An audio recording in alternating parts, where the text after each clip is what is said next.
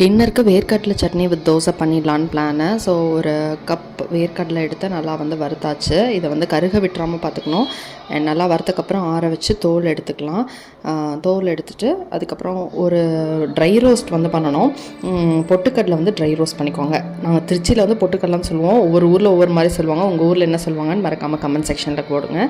And அடுத்தது அதே கடாயில் கொஞ்சம் ஆயில், 2 பல் பூண்டு, 2 காஞ்ச மிளகாய் உங்களுக்கு ஏற்ற மாதிரி, உங்கள் காரத்துக்கு ஏற்ற மாதிரி, அண்ட் கொஞ்சம் புளி போட்டு எல்லாத்தையுமே அரைச்சிட்டு தாளித்து கொட்டிக்கிட்டேன். அண்ட் நைட்டு தோசை வித் வேர்க்கடலை சட்னியோட முடிச்சாச்சு.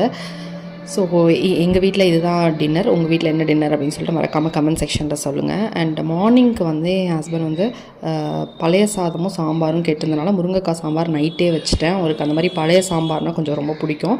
அதே மாதிரி சாதம் வச்சு ஆற வச்சு தண்ணி ஊற்றி வச்சுட்டேன். நம்ம சேனலை மறக்காமல் சப்ஸ்கிரைப் பண்ணிக்கோங்க. நிறைய பேர் சப்ஸ்கிரைப் பண்ணாமல் பார்க்குறீங்க. தேங்க்யூ.